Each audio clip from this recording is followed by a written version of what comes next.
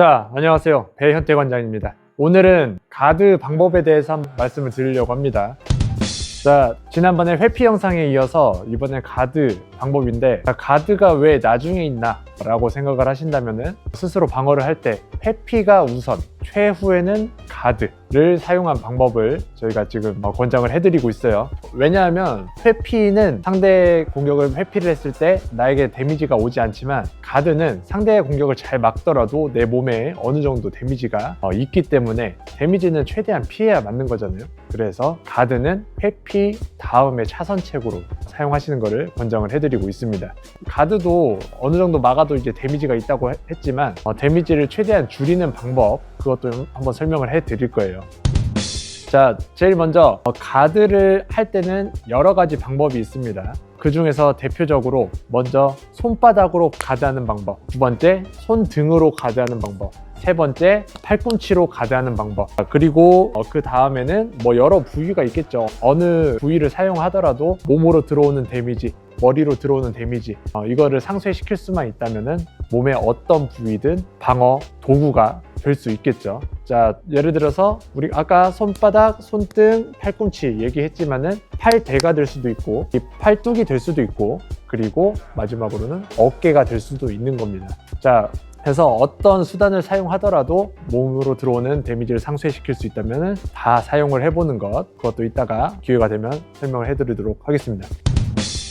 자, 제일 먼저 글러브를 착용을 했을 때 우리가 어떻게, 어느 부위를 사용을 해서 막아야 되는지 설명을 해드리도록 하겠습니다. 자, 상대방의 공격을 막을 때는 일단은 머리를 막을 때는 글러브를 이마에다가 꽉 붙여야 되겠습니다. 또는 턱을 보호를 할 때는 광대뼈에다가 확실하게 대주셔야 상대방 공격을 충분하게 막는데, 아직은 초보자분들이 잘 못하는 부분이 바로 이거예요. 머리에 붙여서 막거나 광대 아래에 붙여서 막아야 되는데 무섭다 보니까 손이 떨어진다고요. 그래서 만약에 상대방의 공격을 이 거리에서 막을 수 있는 팔의 힘이 충분하다면 상관없지만은 이거는 살짝만 맞아도, 보이시죠? 살짝만 맞아도 제가 제 팔을 때려도 팔이 흔들려요. 근데 상대방 공격은 어떻겠어요? 있는 힘껏 때리는데 팔 힘으로만 버텨서 막으면은 맞고 또 맞게 되는 거예요.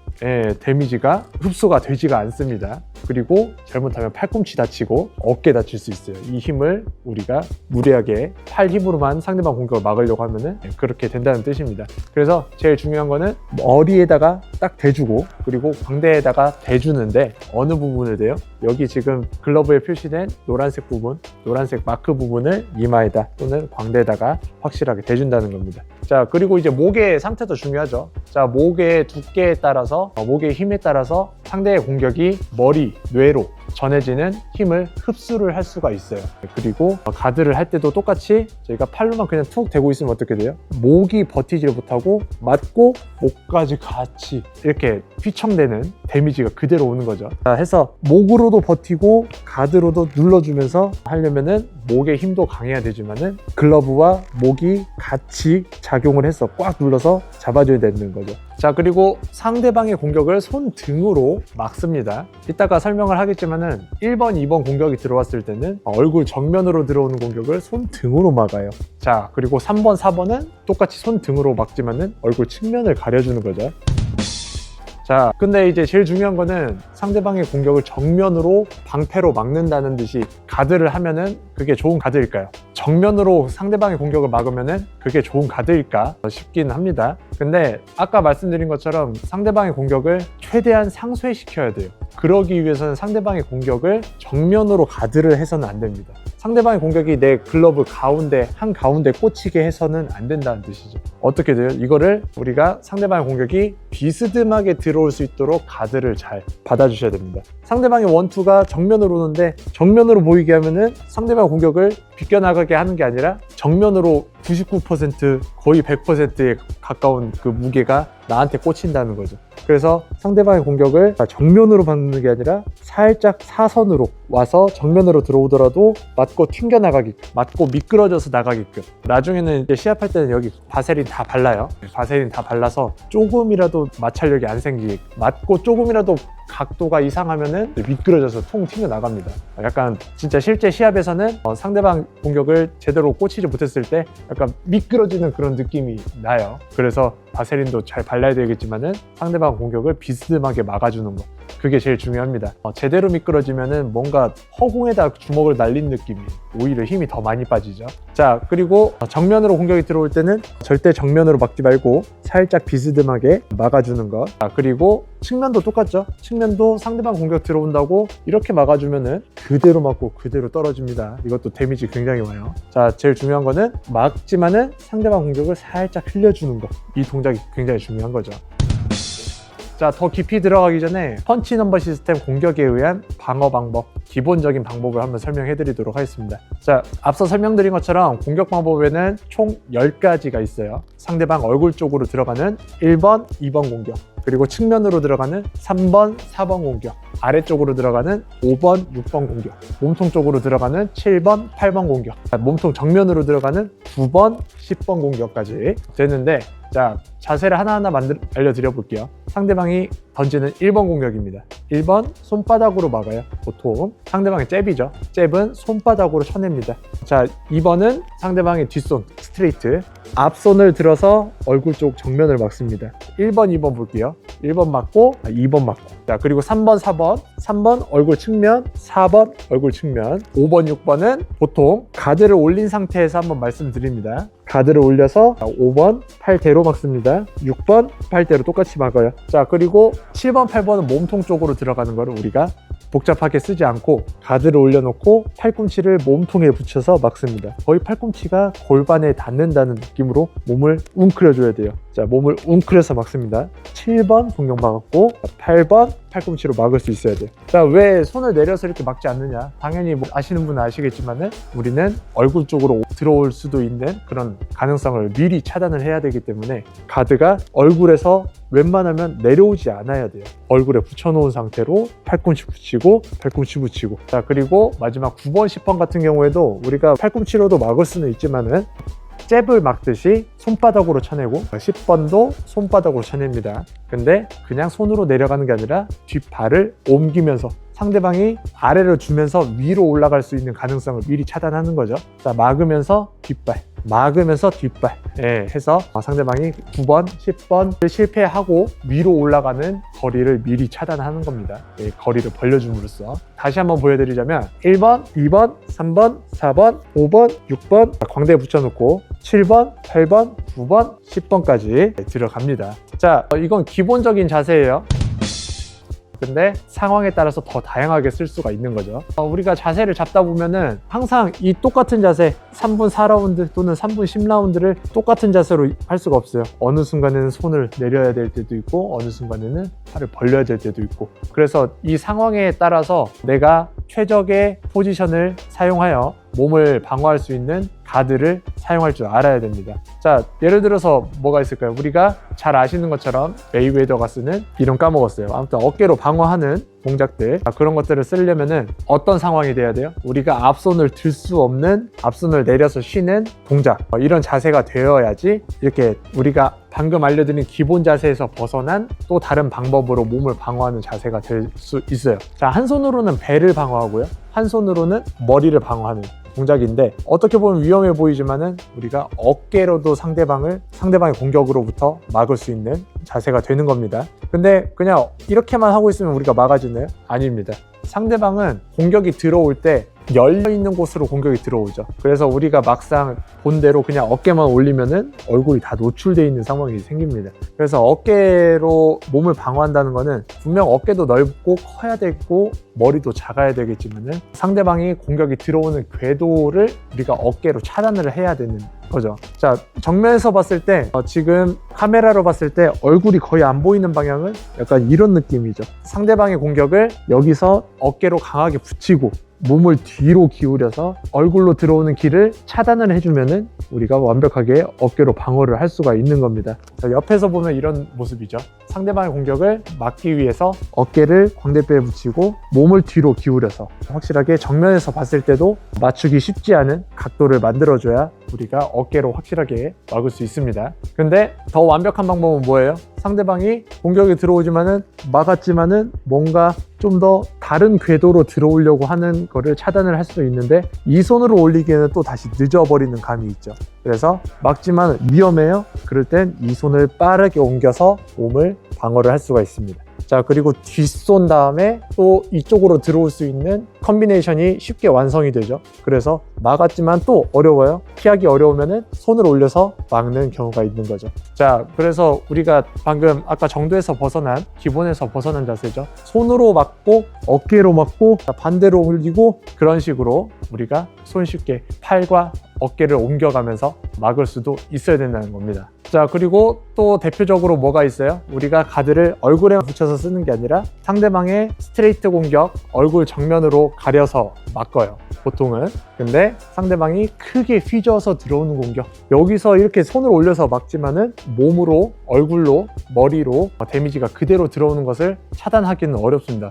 그래서 우리가 손이 여기서만 막는 게 아니라 팔을 뻗어서 미리 날아오는 훅이나 크게 휘젓는 동작들을 우리가 팔을 사용해서 막을 수가 있는 거죠. 자, 여기서만 막는 게 아니라 팔을 뻗어서 상대방 크로스 맞고 상대방 크로스 맞고, 자, 팔꿈치를 확실하게, 어깨를 확실하게 몸 위로 붙여서 옆에서 봤을 때 거의 노출되지 않죠. 자, 이런 식으로도 막을 수가 있는 겁니다. 자, 아까도 어퍼컷도 이런 식으로 보여줬지만은 어떻게도 막아요? 어퍼컷은 이 손으로도 막고 이 손으로도 막고, 우리가 이렇게도 막을 수가 있는 거죠. 조 프레이저 같은 선수 같은 경우에는 가드를 여기서 보통 가지 않고 가드를 어퍼컷만 조심하고 상대방의 훅 공격을 피하기 위해서 계속 여기서 어퍼컷만 방어하고 자꾸 앉았다 일어났다가 더킹을 하면서 상대방 공격은 더킹으로 흘려보내고 일어나면서 바로 훅으로 그런 전략을 많이 썼었죠. 왜냐면은 그 조 프레이저 같은 경우에는 거의 인파이터이기 때문에, 인파이터들은 가까이서 스트레이트를 뻗기가 쉽지 않아요. 보통 가까이서는 다 전부 다 훅으로 들어가고, 방어하는 사람조차도 훅 아니면은 어퍼컷으로 상대방을 자꾸 인파이터들을 공격을 하게 되죠. 그러기 위해서는 어퍼컷은 확실하게 턱 아래에 두고 맞고 훅으로 날라올 공격들밖에 없기 때문에 앉으면서 피하고 앉으면서 또 일어나면서 휘젓는 그런 전략을 썼었습니다. 자, 이런 식으로도 가드를 다양하게 활용을 할 수가 있죠. 자, 그래서 이 가드 방법들을 우리가 어떻게 하면은 그냥 보통 영상에서 보고 내가 따라하기만 하지만 메이웨더가 하는 거 보고 따라했고, 또 조 프레이저가 하는 걸 보고 따라했고, 무하마드 알리가 또는 저본타 데이비스가 하던 그런 신기한 가드 방법들을 우리가 사용을 하지만은 그 사람들은 잘 막는데 나는 못 막아. 왜 못 막는지 이유는 간단합니다. 우리가 그 주먹들이 가지고 있는 길들이 있는데, 우리가 그 주먹들이, 공격들이 가지고 있는 길들을 이해하지 못한 채 손만 올리고 어깨만 올리고 배만 가리기 때문에 결국에 손은 올리지만 가드는 하지만 다 뚫린다는 거죠. 그 길을 차단을 하는 게 아니라 그냥 모양만 따라하기 때문에 그렇습니다. 자, 공격들이 가진 고유의 길이 있어요. 잽 같은 경우에는 보통은 주먹이 있는 자리에서 내 얼굴을 향해서 날아오기 때문에 그냥 우리가 흔히 직선으로, 약간 진짜 만화처럼 여기서 이렇게 가는 게 아니라 아래에서 위로 올라가는 이 직선, 약간 이 대각선 같은 느낌이 있죠. 자, 그리고 여기서도 가는 게 있고 또 여기서 가는 게 있고 하다 보니까 길이 미묘하게 달라요. 근데 이제 우리가 가드에 실패하는 경우는 대부분 이 1cm 차이, 가드의 위치 1cm 차이로 공격이 성공하고 실패하고가 나뉘어요. 그렇기 때문에 상대방의 공격 습관, 패턴도 확실하게 알아야겠죠. 이 정도 거리에서는 공격이 잽이 날라오지만 잽이 어떤 길을 가지고 있고 어떤 스피드를 가지고 있고 그런 것들이 어느 정도 파악이 되어야지 우리가 손 놓는 위치를 조금 신중하게 결정을 할 수가 있어요. 그걸 모르고 우리가 지금 제가 영상으로 알려드리긴 하지만은 아까 뭐 펀치 넘버 시스템 손 이렇게 하고 저렇게 하고 내가 실전에서 써봤더니 안 통하더라, 이건 뭐 제대로 알려준 건가 아닌가, 이것도 같은 맥락입니다. 상대방 공격을 상대방 특성을 전혀 고려하지 않은 채 그냥 교과서적으로 손 위치만 따라하는 셈이 되는 거죠. 상대방의 머리가 이만큼 있는데 자 훅을 이렇게 크게 돌아가는 거랑 멀리서 좀 더 멀리서 팔이 이렇게 돌아가는 거랑 각도가 달라요. 자, 크게 돌아가는 훅 그리고 짧게 돌아가는 훅 자 이런 것들도 상황에 따라서 우리가 손은 여기다 올려놓지만은 막을 때가 있는 거고 못 막을 때가 있는 겁니다. 자, 지금 여기서 봐도 옆에서 보면은 뚫려 있는 게 보여요. 근데 정면에서 거의 대각선을 막을 수 있는 거죠. 자, 이 자리에다 놓는 3번, 4번 방어 방법은 뭐예요? 상대방이 멀리 있을 때 상대방이 멀리 있을 때 훅을 막을 수 있는 가드 자리예요. 왜냐하면은 멀리서는 여기까지 공격이 들어올 수가 없거든요. 이 귀 뒤까지. 그래서 상대방이 가까이 있을 때 훅을 날릴 것 같다. 그럴 때는 가까이서 들어올 수 있는 길을 확실하게 차단해 줘야 되니까 손이 여기까지는 들어와야 된다는 거죠. 그런 겁니다. 그래서 거리에 따라서 우리가 확실하게 손을 상대방의 공격이 들어오는 길에다가 얹어놔야 확실하게 막을 수가 있는 거예요. 자, 뭐 스트레이트도 똑같습니다. 상대방 팔 위치에 따라서 상대방의 팔이 아래에 있는지 위에 있는지 중간에 있는지 밖에 있는지 안에 있는지에 따라서 우리가 공격을 막을 수 있는 길이 달라지죠.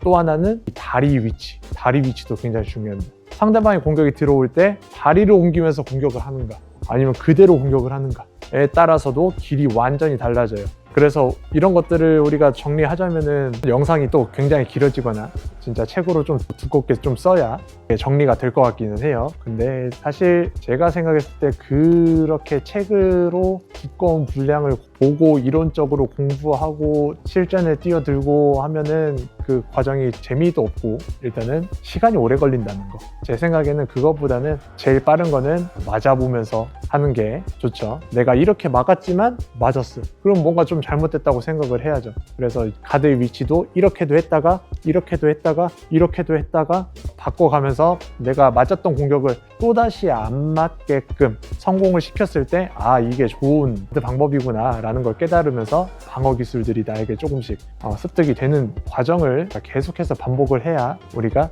재밌고 안전하게 배울 수 있다 라는 거죠. 분명 뭐 안전하게 하려면은 우리가 이론적으로 알고 들어가는 게 낫지 않냐 라고 생각하시겠지만은 제 말도 반박할 수는 없을 겁니다. 그만큼 실전을 통한 경험이 굉장히 효과적이고 빠르고 정확하기 때문이죠.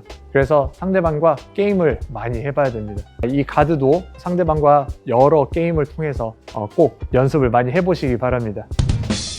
자, 그리고 제일 중요한 거 상대방의 패턴도 외워야 되지만은 상대방의 예비 동작을 통해서 나에게 공격이 어떻게 날라올지도 자꾸 예상을 해볼 수가 있죠. 자, 우리가 잽으로 공격이 들어갈 때는 보통 발이 먼저 들어온다거나 아니면 팔꿈치가 먼저 움직인다거나 아니면 그런 방법들이 그런 예비 동작들이 있죠. 그런 예비 동작들을 우리가 날카롭게 보고 있다가 움찔하는 순간 아 이건 잽이구나, 움찔하는 순간 아 이건 훅이구나, 움찔하는 순간 아 이건 어퍼구나, 바디구나 알 수 있을 정도로 우리가 상대방에 대한 그 예비 동작에 대한 정보들이 머릿속에 많이 있어야 된다는 거죠. 상대방이 내가 잽을 맞았으면은 아 맞았어요. 그러면 그 잽을 던지기 전에 어떤 동작, 어떤 패턴이 있는지 예측을 할 수 있으려면은 모든 움직임을 우리가 머릿속에 잘 담아야 된다는 거죠. 발이 먼저 움직이나 팔이 먼저 움직이나 손이 먼저 움직이나 진짜 보이지 않을 정도로 예비 동작이 없이 바로 나가나 그런 것들도 이제 정보가 있어야지 우리가 막던지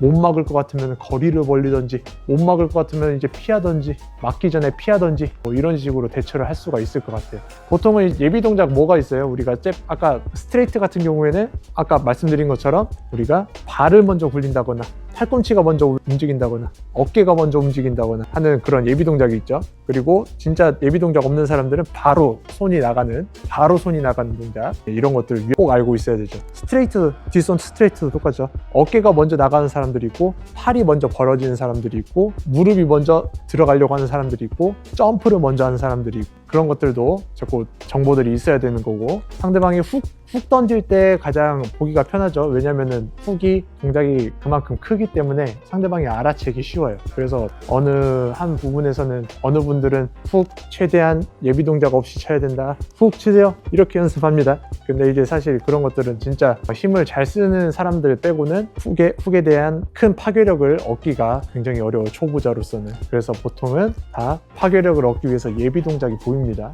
크게 동작이 다 보여요. 자, 그래서 팔을 벌리는 순간 이건 훅이다 라는 걸 알 수 있어야 되고, 어퍼컷도 뭐예요? 여기서 아래로 어느 정도 내려간다고요? 아래로 어느 정도 내려가서 위로 올라가는 어퍼컷 동작, 이런 예비 동작들도 볼 수 있어야 되고, 바디로 들어가는 것도 어쨌든 훅이에요. 그래서 벌어집니다. 근데 얼굴로 가는 훅이 옆으로 벌어진다면, 바디로 가는 훅은 아래로 벌어진다는 거. 아래로 벌어지고 아래로 벌어지고.